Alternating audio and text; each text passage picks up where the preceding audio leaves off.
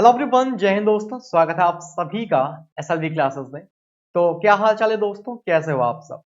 ACIO का exam आ चुका है, मतलब एग्जाम फॉर्म आ चुका है और उम्मीद करता हूं कि अब तक आप लोगों ने फॉर्म भर दिए होंगे।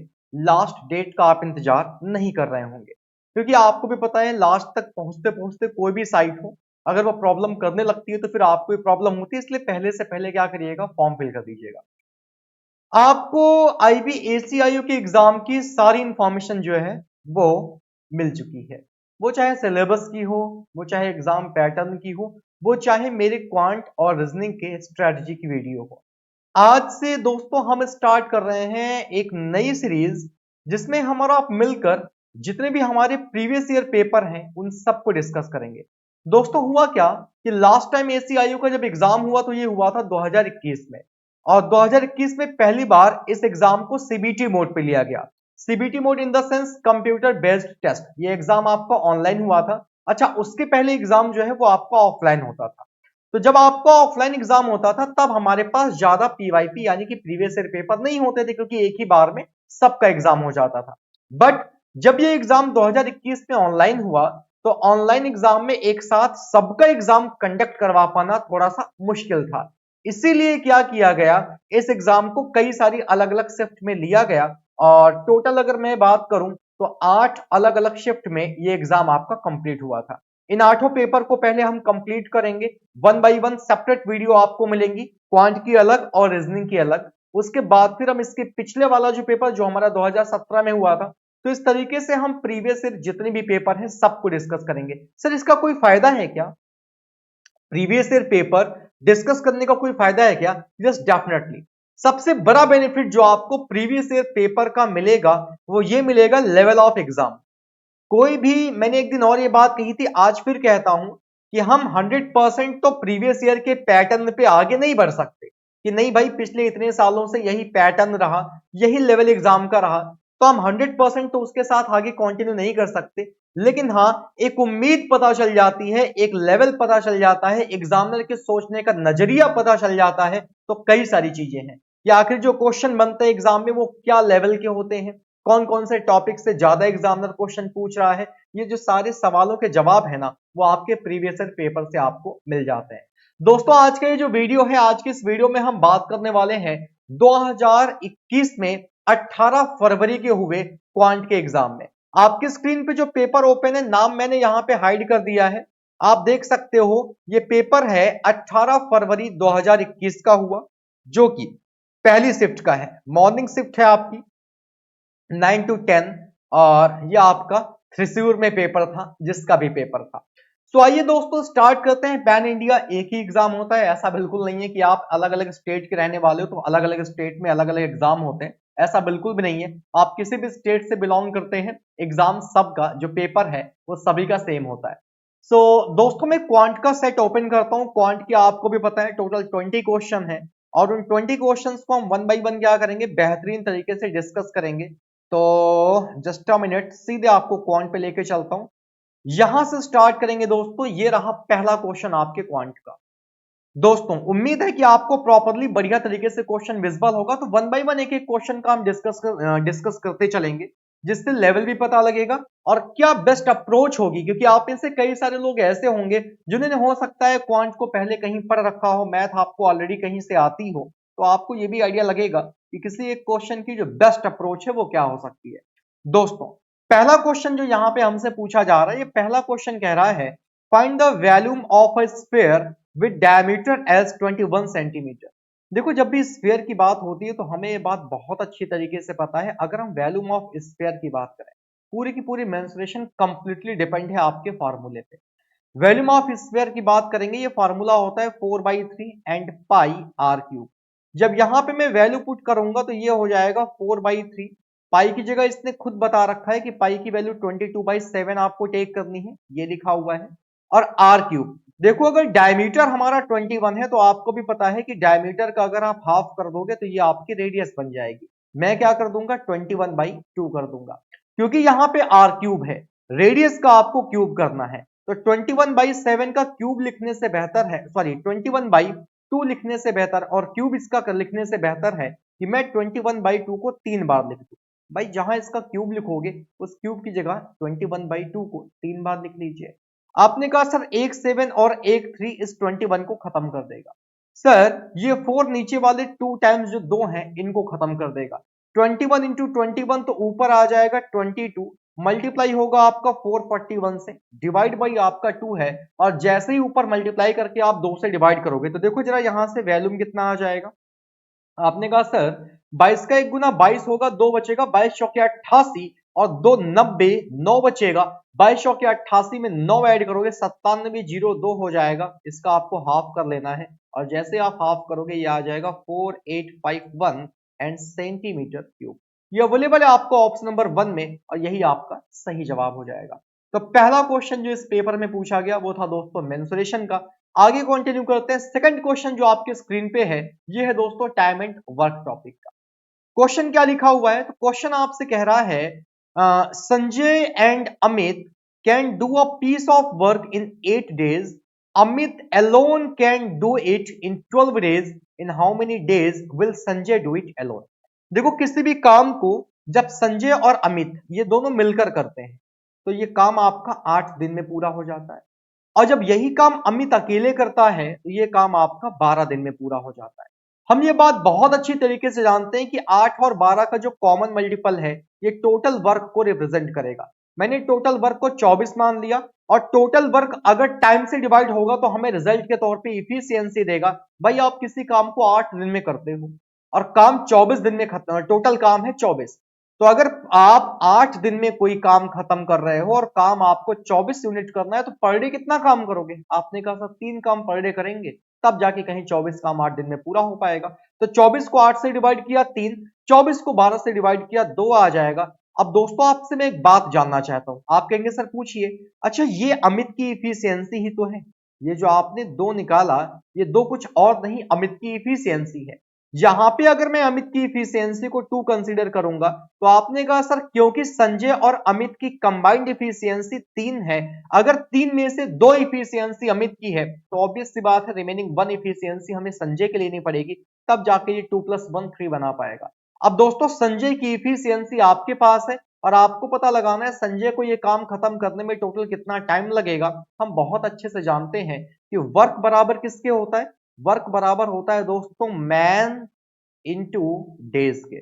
और मुझे पता है कि दोस्तों यहां पे काम करना है संजय को और मुझे पता लगाना है भाई साहब कितना टाइम लगा, तो आपने कहा सर वर्क को जो बंदा काम कर रहा है उसकी इफिशियंसी से डिवाइड मार दीजिए। काम करवाना है दोस्तों 24, जिस बंदे को करना है संजय उसकी इफिशियंसी 1 है, जैसे ही डिवाइड करेंगे 24 डेज आ जाएगा। ये जितनी बातें मैं आपको बता रहा हूं ये चीजें अगर आपको बिल्कुल बेसिक लेवल से सीखनी, बिल्कुल जीरो लेवल से, आपको लगता है कि आपको क्वांट नहीं आती, मैं आपको क्वांट सिखाऊंगा। आप बैच में एनरोल करिए, डेली अपन बिल्कुल जीरो टू हाई लेवल की बेहतर तरीके से क्लासेस करेंगे। एंड यकीन मानिए जब आप क्लासेस में इन सारी चीजों को बेसिक तरीके से सीखोगे तो ये बातें आपके लिए बिल्कुल हलवे जैसी हो जाएंगी, बहुत आसान हो जाएंगी। तीसरे नंबर क्वेश्चन पे दोस्तों मूव करते हैं। आज की क्लास का क्वेश्चन नंबर 3 आपके स्क्रीन पे है and once again topic is mensuration. मेरे मोबाइल की बैटरी जो है वो एकदम खत्म हो रही है, battery is about to die, so just a minute guys, मुझे केवल 30 सेकंड का टाइम दीजिए, मैं तुरंत आता हूं, ठीक है? अच्छा मेरा कैमरा भी हिल गया था क्या? कोई बात नहीं, मैंने कैमरा नहीं रखता, मैंने रखता है कंटेंट। जस्ट अ मिनट, थोड़ा सा वेट करिएगा, थोड़ा सा का मतलब बहुत थोड़ा सा। कैमरा भी हिल चुका है वो भी मैं सही कर दूंगा, 1 मिनट रुकिएगा, ठीक है? 1 मिनट 1 मिनट 1 मिनट, चार्जर जो है वो चलो देखो एक चीज आप नोटिस करोगे कि एग्जामिनर ने डीआई और मेंसुरेशन पे बहुत ज्यादा फोकस। आपकी स्क्रीन पे जो क्वेश्चन अभी आपको दिख रहा है, एक क्वेश्चन ऑलरेडी हम मेंसुरेशन का कर चुके हैं और एक क्वेश्चन आपको और मिल गया मेंसुरेशन से। अभी आप इसी तरीके से देखेंगे डीआई के भी कई सारे क्वेश्चन है और डीआई की पूरी सेपरेट क्लासेस में आपको पढ़ाऊंगा, ये मेरा वादा रहा आपसे। तो चलिए आइए स्टार्ट करते हैं। कैमरा जो मेरा हिला हुआ है इसको पहले मैं सही कर देता हूँ। हाँ अभी सही है, नाउ ओके, ठीक है। चलो आओ। सो दोस्तों जो क्वेश्चन आपके स्क्रीन पे है मेंसुरेशन का, जरा ध्यान दीजिएगा। इसने कहा find the total surface area of a cube whose volume is 64 metre cube. देखो क्यूब के बारे में हम सब बहुत अच्छे से जानते हैं, वॉल्यूम ऑफ क्यूब कितना होता है। आपने कहा सर वॉल्यूम ऑफ क्यूब की बात करेंगे तो ये कहता है साइड की होल पावर 3। जब आपको यहाँ पे वॉल्यूम गिवन है 64 इज इक्वल्स टू साइड को अगर मैं a ले लूं a की पावर 3, इसने कहा सर 64 तो आपको भी पता है यार 4 का क्यूब है, साइड आपकी 4 आ जाएगी। जब बात होती है क्यूब की और हमें फाइंड आउट करना है टोटल सरफेस एरिया, तो क्यूब की अगर बात करेंगे क्यूब में टोटल होते हैं 6 फेस। अच्छा, क्यूब का जो एक फेस होता है वो स्क्वायर शेप का होता है, एक स्क्वायर का एरिया होता है साइड स्क्वायर। तो अगर आपके 6 फेस हैं, इसका मतलब एक क्यूब में टोटल 6 स्क्वायर होते हैं और 6 स्क्वायर का पूरा एरिया निकालोगे 6a स्क्वायर हो जाएगा। तो मेरे प्यारे दोस्तों 6 का मल्टीप्लाई करेंगे, साइड आपकी 4 है, 4 के स्क्वायर से ये आ जाएगा 6 गुणे 16 और 16 का 6 से मल्टीप्लाई करोगे 96 मीटर स्क्वायर। ये रहा आपका ऑप्शन नंबर बी में अवेलेबल। बिल्कुल आसान, निहायत आसान क्वेश्चन। अगला क्वेश्चन जो है दोस्तों ये है लाइन ग्राफ का। डीआई जो है, डीआई में जितना भी डेटा है वो आपका ग्राफ के फॉर्मेट में आपको रिप्रेजेंट कराया जाता है। वो ग्राफ आपका कभी कॉलम चार्ट हो सकता है, कभी टेबल हो सकती है, कभी लाइन हो सकता है, कभी पाई हो सकता है। तो डेटा को रिप्रेजेंट कराने के अलग अलग तरीके हैं। जैसे किसी बात को कहने के कई सारे अलग अलग तरीके होते हैं, वैसे ही डेटा को रिप्रेजेंट कराने के भी कई सारे अलग अलग तरीके होते हैं। सबसे पहले किसी भी डीआई को सॉल्व करने से पहले, किसी भी डीआई के क्वेश्चन पे आने से पहले आपको यह समझना पड़ेगा कि आखिर आपको डेटा क्या दिया हुआ है। तो जब इस ग्राफ को मैंने देखा तो इस ग्राफ में नीचे हमको बता रखा है डिफरेंट म्यूजियम, अलग अलग कुछ म्यूजियम है, like museum 1, museum 2, museum 3 and museum 4। इन अलग अलग म्यूजियम में अगर आप देखो तो नंबर ऑफ विजिटर्स का डेटा यहां पे इन्होंने हमको बता रखा है, नंबर ऑफ विजिटर्स। अब नंबर ऑफ विजिटर्स में इन्होंने लेडीज और जेंट्स दोनों का डेटा बता रखा है। कैसे पता लगेगा लेडीज कौन है जेंट्स कौन है? तो आपका जवाब आएगा सर ये जो ब्लू वाली लाइन है ना, ये लेडीज को रिप्रेजेंट कर रही है, और ये जो आपको नीचे हल्का सा रेड कलर, क्योंकि हो सकता है आपको कलर थोड़ा सा अलग दिख रहा हो, बट आप यहां से इस चीज को जज करोगे, एग्जाम में स्क्रीन पे बिल्कुल क्लियर होगा क्योंकि मेरी डाउनलोडेड पीडीएफ है, तो उस पर थोड़ा सा क्लियरिटी कम हो सकता है। बट ये जो आपका 220 ये वाला जितना भी डेटा है ना, ये सारा डेटा आपके लेडीज का है, और ये जो रेड वाली लाइन है लाइक 195, 380, 219, ये सारा का सारा डेटा जो है ये डेटा आपके जेंट्स का है। अब आइए क्वेश्चन पे, क्या कहा इसने, जितना मैंने सर्कल किया है इसको हटा देता हूं ताकि डेटा की विजिबिलिटी क्लियर रहे। दोस्तों इनका हमसे कहना है the graph shows the number of visitors, चलो ये तो ठीक है। कह रहा है which museum had the maximum number of visitors, केवल आपको ये बताना है कौन सा म्यूजियम ऐसा है जिसमें सबसे ज्यादा विजिटर्स आए। तो आप कहोगे सर इसका तो बड़ा सिंपल सा फंडा है, हम एक काम करेंगे, टोटल जितने भी विजिटर आए हैं लेडीज और जेंट्स दोनों को ऐड कर लेंगे, और जब हम दोनों को ऐड कर लेंगे तो इजीली हमें पता चल जाएगा कि टोटल नंबर ऑफ विजिटर्स कितने हैं। मैंने क्या किया, मैंने इन दोनों को ऐड कर दिया, 230 और 220 को ऐड करोगे 450 हो जाएगा। आपने कहा सर 370 और 195 को ऐड करेंगे, 505, 9 और 7 16। आपने कहा सर ये आ जाएगा, एक बचेगा, 3 1 4 1 5, 565। 380 और 57 को ऐड करेंगे, 707 हो जाएगा, 38 और 5 43 हो जाएगा। इसके बाद आपने कहा सर 245 219 को ऐड करेंगे, 9 5 14, एक बचेगा, 4 1 5 1 6, 464 हो जाएगा। क्या तुम्हें देख के नहीं लग रहा 565 जो है वो ग्रेटेस्ट है, ये मैक्सिमम है? और 565 किस म्यूजियम में है? तो ये दोस्तों आपके दूसरे म्यूजियम में है, ऑप्शन नंबर 4 में अवेलेबल है, यही तुम्हारा सही जवाब हो जाएगा। नेक्स्ट पे मूव करेंगे क्वेश्चन नंबर 5वां, और दोस्तों 5वां क्वेश्चन जो है ये आपके रेशियो टॉपिक का है, रेशियो एंड प्रपोर्शन, जिसको आप कहते हो अनुपात एवं समानुपात। क्वेश्चन एग्जामिनर ने पूछा the ratio of two numbers A and B is 7:15। दो नंबर हमारे पास ए और बी हैं, और इन नंबर्स का जो अनुपात हमें गिवन है वो 7:15 दिया हुआ है। कह रहा their least common multiple is 840। अब उनका लीस्ट कॉमन मल्टीपल जो है वो अगर 840 है, और हमसे कह रहा है कि b plus a ratio b minus a की वैल्यू बताओ। अब एक बात मैं आपको आज बताता हूं, बहुत ध्यान से सुनना। जब कभी वेरिएबल्स का डेटा आपको रेशियो में दिया जाए और रेशियो में ही आपसे क्वेश्चन पूछा जाए, तो आपको जो भी ए और बी का रेशियो बताया जाए ना, उसी रेशियो में ए की जो वैल्यू है सामने, उसको ए की कंप्लीट वैल्यू एज्यूम कर लेना, बी के सामने वाली वैल्यू को बी की कंप्लीट वैल्यू एज्यूम कर लेना। आंसर कभी नहीं बदलेगा, हमें इस बात का इस्तेमाल ही नहीं करना है 840 का, यह हमारे लिए यूजलेस है। रेशियो में ए और बी की बात बताई है, रेशियो में ही क्वेश्चन पूछा है, डायरेक्ट ए की जगह 7 पुट कर दीजिए, बी की जगह 15। रेशियो बी माइनस ए, आपने कहा सर डायरेक्टली 15 ले लेंगे, माइनस का 7। आपने कहा सर 15 7 22 हो जाना है, 15 में 7 जाएगा, 8 बचेगा, 2 से ये 11 बार जाएगा, 2 से ये 4 बार जाएगा, 11:4 आपके इस क्वेश्चन का सही जवाब हो जाएगा। खत्म, सिंपल सी कंडीशन थी।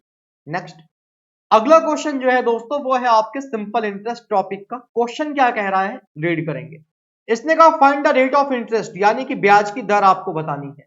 If amount after 2 years on simple interest on a capital of ₹1000 is ₹1200। आप मुझे एक बात बताओ, 1000 रुपए आपने किसी को दिया था और वो 1000 रुपए अमाउंट बन गया कितना, 1200। 1000 से 1200 बना, तो हम ये बात बहुत अच्छी तरीके से जानते हैं कि प्रिंसिपल से जितनी वैल्यू ज्यादा बनती है वो कुछ और नहीं, वो हमारे ब्याज की वैल्यू होती है। ब्याज हो जाएगा हमारा 200 रुपए। सिंपल सा फंडा है सिंपल इंटरेस्ट का, और ये फंडा कहता है S I is equals to P R T और अपॉन हो जाएगा 100। एस आई की जगह हम क्या पुट कर देंगे, सिंपल इंटरेस्ट, ये हमारा 200 है, प्रिंसिपल आपको पता है 1000 है, रेट आपको फाइंड आउट करना है, और टाइम आपको 2 साल कंडीशन इन्होंने बता रखी है, अपॉन में 100। 20 खत्म, 00 ये खत्म, 2 इस 20 को 10 बार कैंसिल आउट करेगा। इसका मतलब दोस्तों जो रेट ऑफ इंटरेस्ट है वो आपका 10% आ जाएगा, that is available in option number 3। Next पे मूव करेंगे, 7वां नंबर क्वेश्चन। क्वेश्चन नंबर 7वां एलसीएम एचसीएफ टॉपिक का है। इसने कहा LCM and HCF of two numbers are respectively 3 and 18, if one of them is 9 then find the other number. अगर आपने लासा मासा का टॉपिक पढ़ा है तो एक बड़ा प्यारा कॉन्सेप्ट यहां पे आपने पढ़ा होगा कि दो नंबर का जो प्रोडक्ट है वो इन्हीं नंबर्स के एलसीएम और इन्हीं नंबर्स के एचसीएफ के प्रोडक्ट के बराबर होता है। ये प्रॉपर थ्योरम है। उन दो नंबर्स में से एक नंबर आपकी 9 है, दूसरी नंबर आपको फाइंड आउट करनी है। एलसीएम एचसीएफ आपको 3 और 18 इन्होंने बता ही रखे हैं, केवल सॉल्व करिए। 9 से ये 2 बार कटेगा और बी की जो वैल्यू है वो 3 का दुगना 6 आ जाएगा। ये रहा ऑप्शन नंबर 1 में अवेलेबल।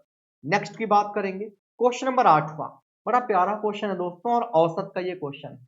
जो अप्रोच मैं आपको बताऊंगा वो अप्रोच भी आपकी बड़ी खूबसूरत होगी, बेहतरीन अप्रोच आपको बताता हूं। जब भी कभी आपको ऐसा क्वेश्चन मिल जाए कि 5 क्रमागत संख्याओं का औसत 21 है, हाईएस्ट नंबर क्या होगी, तो मेरी बात को ध्यान से सुनना।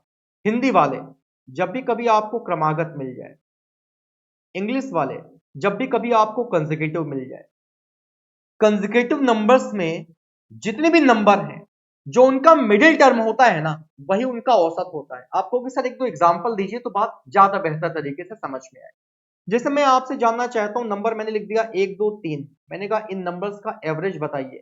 तो आप जब इसका एवरेज निकालोगे ना तो आप कहोगे सर 3 2 5 1 6। भाई औसत का कॉन्सेप्ट क्या कहता है, गिवन ऑब्जर्वेशन के सारे टर्म्स को ऐड करेंगे और डिवाइड कर देंगे टोटल टर्म्स के साथ। अब टोटल सम 6 आया, नंबर कितनी है 3, डिवाइड करोगे 2 आएगा। आएगा तो मैंने कुछ नंबर लिख ली, मैंने कहा लिखा हुआ 21 22 23 24 25, मैंने कहा एवरेज बताओ।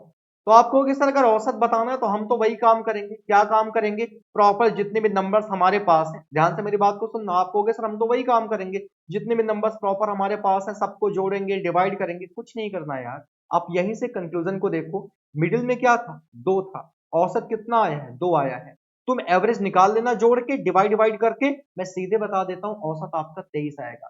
तो जब भी कभी कॉन्जिक्यूटिव नंबर्स की बात आएगी ना दोस्तों, तो कॉन्जिक्यूटिव नंबर्स, और वो कॉन्जिक्यूटिव चाहे ऑड हो चाहे इवन हो या नॉर्मल हो, जो मिडिल नंबर है वही आपका एवरेज होता है।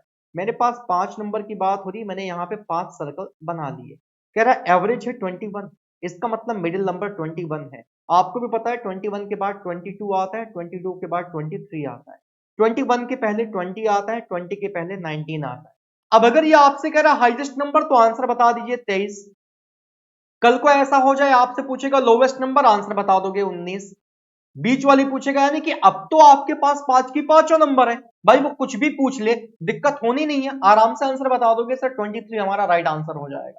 नेक्स्ट की बात करेंगे दोस्तों, अगला क्वेश्चन, क्वेश्चन नंबर 9 आपकी स्क्रीन पे है, जो कि सिंप्लीफिकेशन का क्वेश्चन। इस क्वेश्चन को बहुत ध्यान से सुनिएगा और बढ़िया क्वेश्चन है। थोड़ा सा कह सकते हैं एक छोटा सा लॉजिक है, वो लॉजिक केवल आपको समझना पड़ेगा। देखो लिखा हुआ है 1 - 1/2, फिर लिखा हुआ है मल्टीप्लाई 1 - 1/3, 1 - 1/4, और पूरा प्रोसेस ऐसे ही कॉन्टिन्यूअसली चलता जा रहा है। मुझे एक बात आपसे जाननी है, 1 में से 1/2 को माइनस करोगे तो आपने कहा सर एक में से आधे को माइनस करेंगे आधा आ जाएगा। सुनना मेरी बात को बहुत ध्यान से, 1/2 बचेगा। 1 में से 1/3 को माइनस करोगे, 3 का 1 से मल्टीप्लाई होगा, 3 इक्के 3, 1 माइनस होगा, आपने कहा सर 2/3 बचेगा। 1 में से 1/4 को माइनस करोगे, आपने कहा सर 4 इक्के 4, 1 चला जाएगा, 3/4 आ जाएगा। यही प्रोसेस कंटिन्यू बढ़ता चलेगा। 1 माइनस 1/100 करोगे, आपने कहा सर 99/100 आ जाएगा। और इस पूरे की होल पावर कितनी है, तो आपने कहा सर माइनस 0.5 है ना, इसको 1/2 भी तो लिख सकते हो, आपने कहा सर बिल्कुल। अब एक बात और जानना चाहता हूं, ध्यान से बताना। आपने कहा सर पूछिए। मेरे दोस्त मुझे एक बात बताओ, आपको नहीं लग रहा है कि जो स्टार्ट में नीचे डिनोमिनेटर है वो अगले वाले टर्म के मतलब अगली वाली जो वैल्यू है उसके न्यूमरेटर से कैंसिल आउट हुआ जा रहा है? ये 3 इस 3 से खत्म, वैसे ही जो नीचे वाला 4 है ना वो अगले टर्म में जो ऊपर 4 आएगा उससे खत्म हो जाएगा। और जो यहां आपको 99 दिख रहा है ना, ये 99 जो अगला टर्म आएगा ना, इसके पहले वाले जो नीचे में 99 रहा होगा ये भी उससे खत्म हो जाएगा। सर बचेगा क्या? हमारे पास केवल और केवल 1/100 बचेगा। हमारे पास केवल और केवल 1/100 बचेगा। अब 1/100 और दोस्त अगर आप देखो तो पावर माइनस की 1/2 है। देखो 1/100 है, आपको भी पता है 100 को हम 10 की पावर 2 लिखेंगे और पावर माइनस का 1/2 है। अब 10 की पावर 2 अगर नीचे हर में है ऊपर ले जाओगे तो 10 की पावर -2 हो जाएगा और पावर में माइनस का 1/2 है। आपने घातांक करणी में यह बात पढ़ी होगी कि अगर पावर की पावर है तो दोनों का आपस में मल्टीप्लाई हो जाएगा। -2 का दोस्त मल्टीप्लाई हो जाएगा माइनस के 1/2 से, 2 से 2 खत्म, माइनस माइनस प्लस हो जाएगा और हमारे पास केवल 10 बचेगा। यही हमारे इस क्वेश्चन का सही जवाब होगा। अवेलेबल है आपके ऑप्शन नंबर 4। नेक्स्ट पे मूव करेंगे। अगला क्वेश्चन एक बार फिर से आपको यहां पे मिला और ये क्वेश्चन है आपका डीआई से, टेबुलेशन का क्वेश्चन। टेबल में दोस्तों इन्होंने बता रखा है कि the table shows expenditure and income of a firm in various month. अलग अलग महीनों में एक फर्म की क्या उसकी इनकम रही और क्या एक्सपेंडिचर रहा, इसका डेटा आपको बताया गया है। कह रहा है in which month was ratio of savings to income was maximum. आपसे पता है क्या कह रहा है? कौन सा ऐसा महीना है जिसमें सेविंग और इनकम का जो रेशियो है वो सबसे ज्यादा रहा? दोस्त मुझे एक बात बताओ, बचत तुम्हारी है 40,000, क्या लिखा हुआ है? सेविंग और income. Table shows expenditure and income, यार ये तो गलत ही हो गया। अब आप कहोगे सर गलत कैसे हो गया? यहां पे इसने कहा टेबल एक्सपेंडिचर और इनकम का रेशियो है, मतलब एक्सपेंडिचर और इनकम का डेटा है, जबकि यहाँ पे तो सैलरी है। चलो सैलरी को ही इनकम मान लेते हैं, इनकम एक्सपेंडिचर को ऐसे ही कंसिडर कर लो। अब इनकम एक्सपेंडिचर अगर आपके पास है तो आपने कहा सर सेविंग्स कैसे निकलेगी? देखो सेविंग्स निकालने का बड़ा सिंपल सा फंडा है। 40,000 कमा रहे हो, 28,000 खर्चा कर दोगे तो बचाओगे कितना? 12,000। 35 में से 30 खर्चा कर दोगे बचाओगे कितना? 5,000। 37 में से 30 खर्चा कर दोगे बचाओगे कितना? 7,000।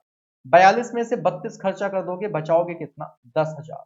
45 में से 31 खर्चा कर दोगे बचाओगे कितना? 14,000। ये कह रहा कौन सा महीना ऐसा है जहां सेविंग्स का इनकम के साथ रेशियो सबसे ज्यादा है? आपने कहा सर सेविंग्स और इनकम का रेशियो निकाल लीजिए, यानी कि एक ले लीजिए 12,000 और एक ले लीजिए 40,000। अब मैं रेशियो निकालूंगा, 3 0 खत्म। आपने कहा सर 4 से 3 बार, 4 से 10 बार, ये रेशियो जनवरी में 3-10 आएगा। आप 5,000 और 35,000 का रेशियो निकालिए, क्योंकि सेविंग्स का इनकम के साथ रेशियो निकालना है। आपने कहा सर 5,000, रेशियो हमें निकालना है 35,000 के साथ। जब आप इसको सॉल्व करोगे तो ये रेशियो आ जाएगा 1:7। इसी तरीके से आप 7,000 का 37,000 के साथ रेशियो निकालोगे तो ये हो जाएगा 7,000। रेशियो आपको निकालना पड़ेगा 37,000 के साथ, 3 0 खत्म, ये आ जाएगा 7 और 37। जब आप 10,000 का 42,000 के साथ रेशियो निकालोगे तो आपने कहा सर 10,000 और 42,000 का जब हम रेशियो निकालेंगे ये आ जाएगा 2 से 5 बार, 2 से 21 बार।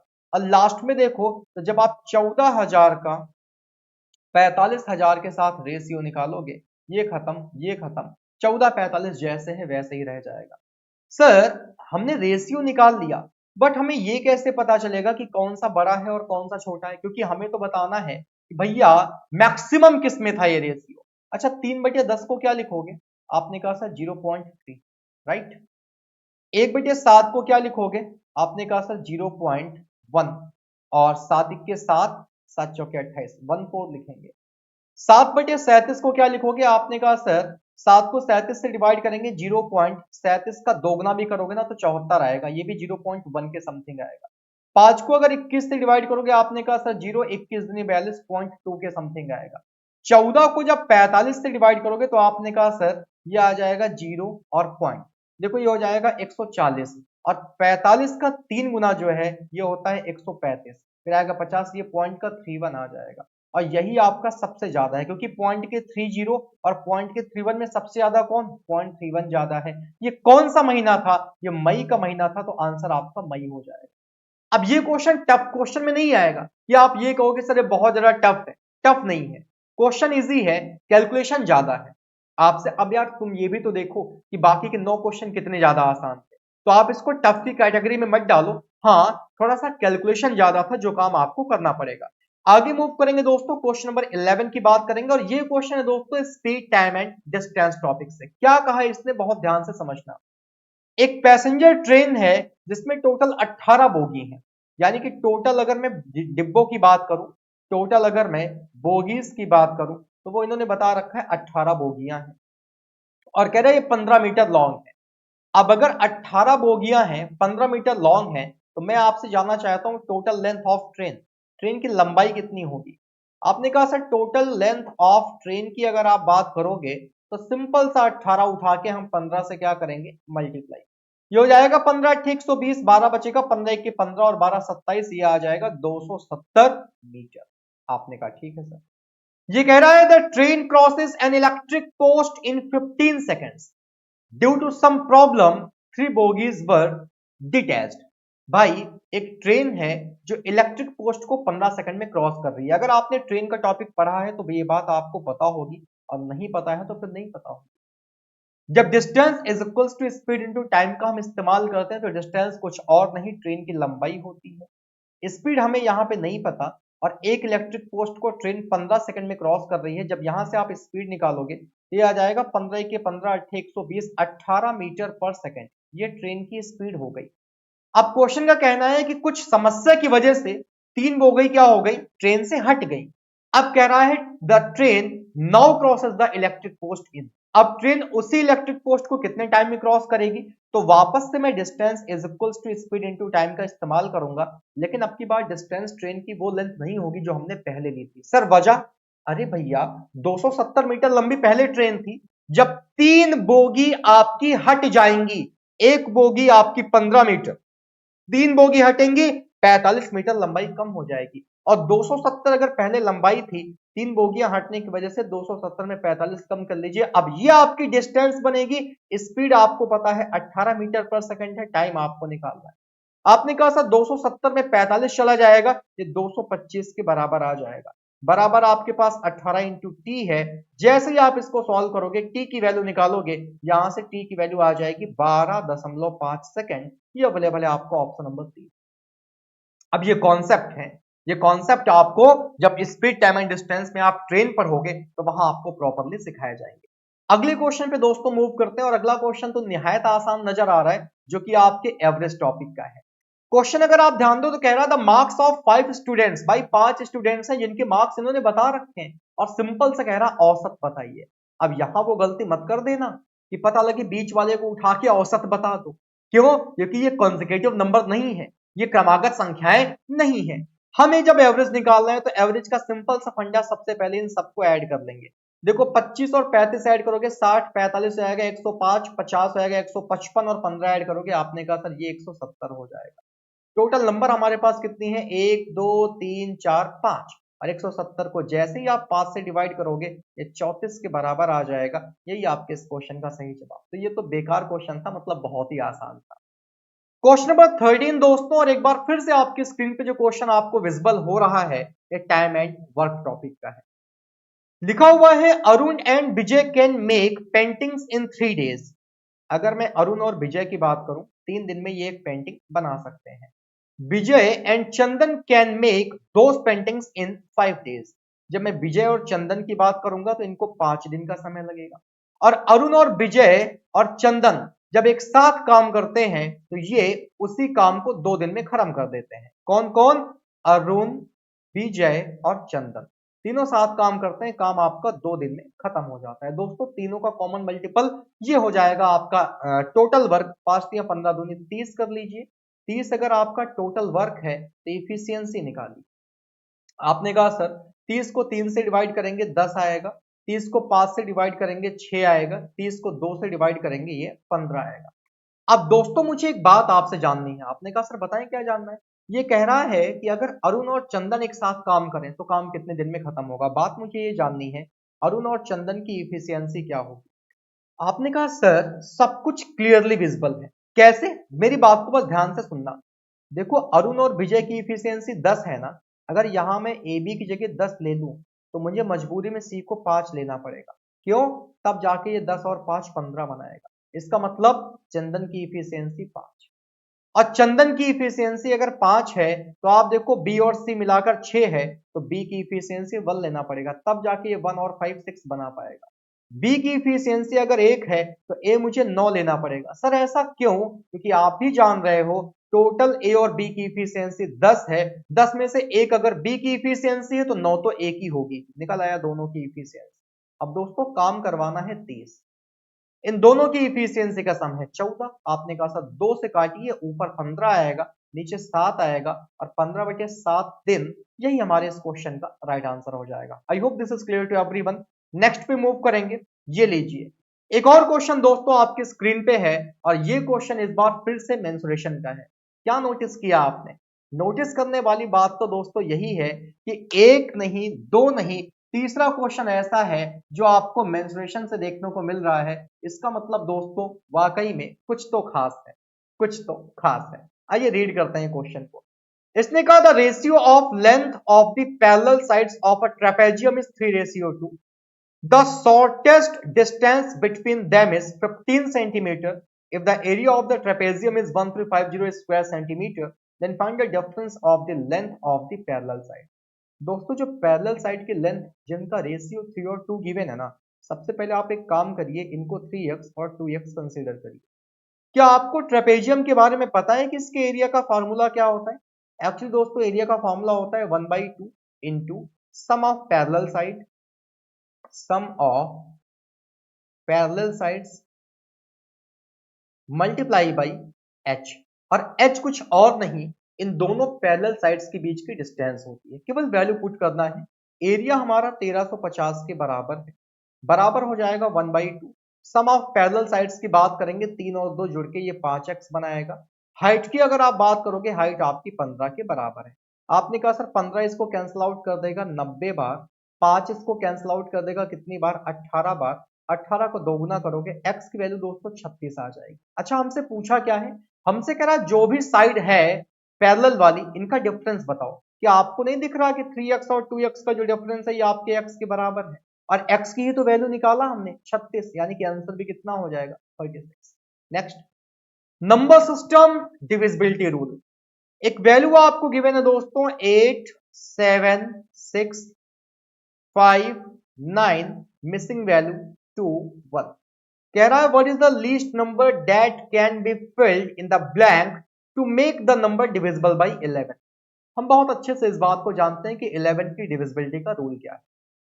11 की डिविजिबिलिटी का रूल कहता है सम ऑफ ऑड प्लेस वैल्यू और सम ऑफ इवन प्लेस वैल्यू, इनका जो डिफरेंस है वो या तो 0 आना चाहिए या फिर 11 या 11 का कोई मल्टीपल आना चाहिए। तो भाई साहब मैंने 8 के साथ 6 उठा लिया, 6 के साथ मैंने 9 उठा लिया, 9 के साथ मैंने 2 उठा लिया। 8 6 14, 14 9 हो जाएगा 23, 23 2 हो जाएगा 25। और मुझे इसका डिफरेंस लेना है किसके साथ, इस वैल्यू को थोड़ी देर के लिए x मान लो। 7 के साथ मैंने 5 उठा लिया, 5 के साथ x उठा लिया, x के साथ 1 उठा लिया। 7 5 12, x 1, इसका मतलब सर 13 प्लस x हो जाएगा। आपको भी पता है ये वैल्यू बराबर कितनी आनी चाहिए, 0। अब देखो ये 0 आना संभव नहीं है। सर क्यों संभव नहीं है, 25 में ऐसा क्या घटाओ कि 0 आ जाए। तो आपने कहा सर 25 में 25 घटाएंगे तभी 0 आएगा, और 25 में 25 घटाने का मतलब है कि अगर 13 प्लस एक्स की जगह 25 होता तो 13 प्लस एक्स 25 होने का मतलब समझ रहे हो, एक्स की वैल्यू आपको कितनी लेना पड़ती, 12, जो कि पॉसिबल नहीं है। सर क्यों पॉसिबल नहीं है दोस्त, जो ये मिसिंग वैल्यू है ना, ये आपकी सिंगल डिजिट वैल्यू, जो मिसिंग वैल्यू है ये आपकी सिंगल डिजिट वैल्यू है, और यहां आप देखो तो 12 आपके 2 डिजिट में है। अगर ये 0 पे कंडीशन सेटिस्फाई नहीं है तो हम 11 पे लेके देख लेंगे। अब दोस्तों 25 और इस वैल्यू का डिफरेंस 11 कब आएगा? आपने कहा सर अगर 25 में से 14 माइनस कर दिया जाए तो रिजल्ट हमें 11 मिल जाएगा। और 13 प्लस एक्स की जगह अगर आप 14 लेके आओगे ना, तो जैसे ही 13 प्लस एक्स की जगह 14 लाओगे, आपने कहा सर एक्स को 1 ले लीजिए, बात बन जाएगी। इसीलिए राइट आंसर आपका कितना है? खत्म क्वेश्चन। क्वेश्चन नंबर 16 पे मूव करेंगे। इसने कहा अ boat goes 20 kilometre down stream in 30 minutes. भाई साहब बोट एंड स्ट्रीम का क्वेश्चन है। आपने कहा सर यहां से हमें स्पीड ऑफ डाउन स्ट्रीम पता चल जाएगी, स्पीड ऑफ डाउन स्ट्रीम। और डाउन स्ट्रीम स्पीड अगर आपको निकालना है, दूरी कितनी तय की हो? आपने कहा सर 20। कितना समय लिए हो? आपने कहा सर 30 मिनट या फिर आधे घंटे। और यहां से आंसर आ जाएगा, मतलब वैल्यू आ जाएगी 40 किलोमीटर प्रति घंटे। कह रहा है speed of the stream is 10 kilometre per hour. क्या आपको नहीं पता कि स्पीड ऑफ डाउन स्ट्रीम कैसे बनती है? अब टॉपिक पढ़ा हो तो पता चले।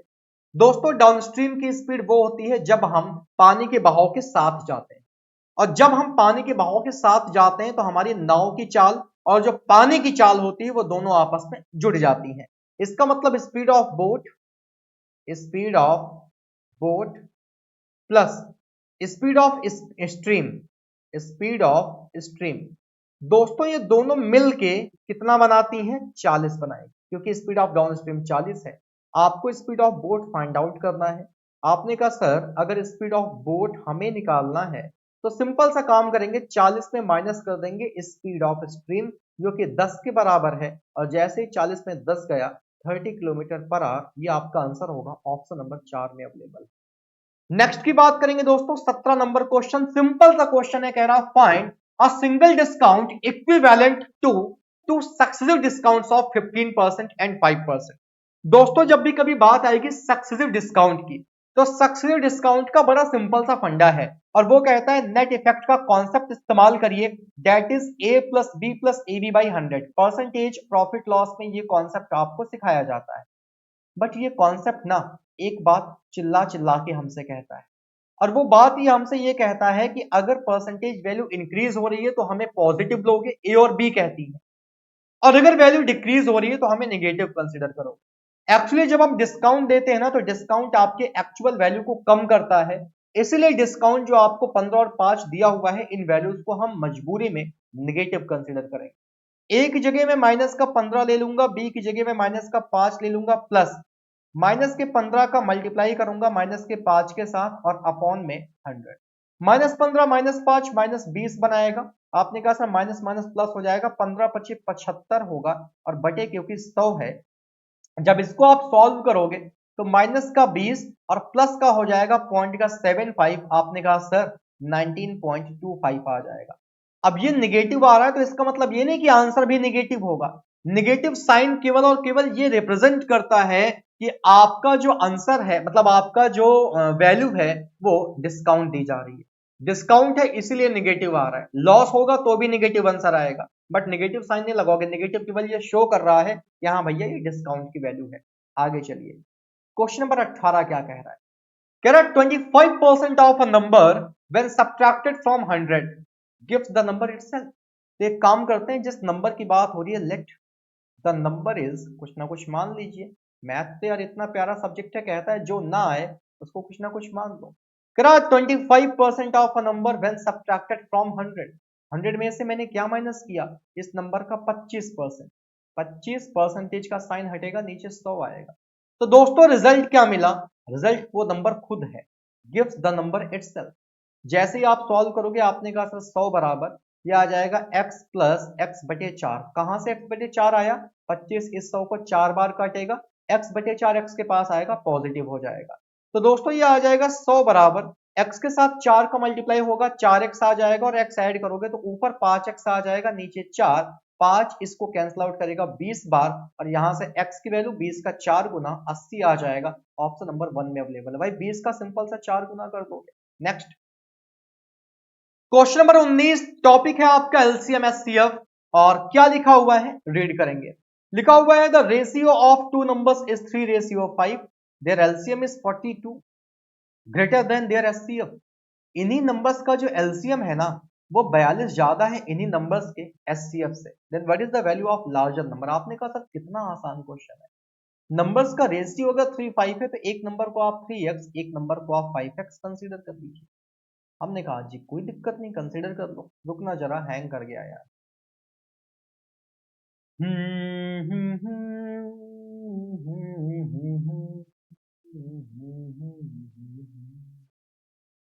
एक मिनट रुकिएगा, ठीक है।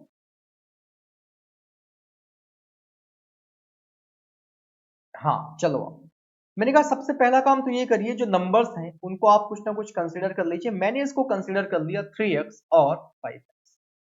मैं आपसे जानना चाहता हूं इन दोनों नंबर्स का एलसीएम कितना।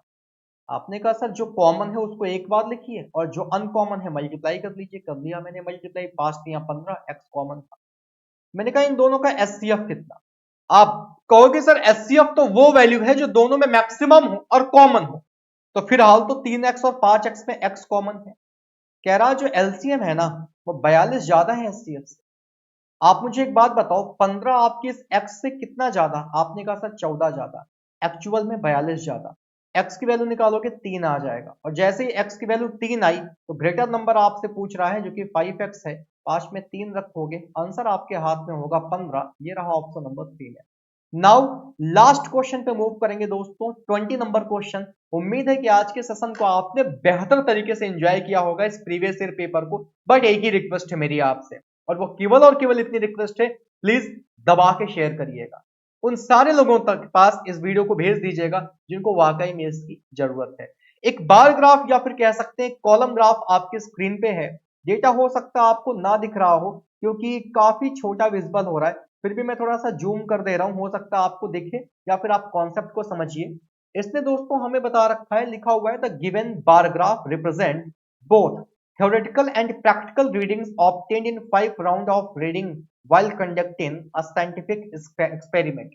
एक साइंटिफिक एक्सपेरिमेंट कंडक्ट किया गया 5 राउंड में, और अलग अलग राउंड का डेटा आपको गिवन है। Reading 1, reading 2, reading 3, reading 4, reading 5 का डेटा गिवन है, जिसमें से थ्योरेटिकल रीडिंग कितनी है और प्रैक्टिकल रीडिंग कितनी है वो आपको इन्होंने यहाँ पे बता रखा है। देखो सबके ऊपर लिखा हुआ है 125, 124.5।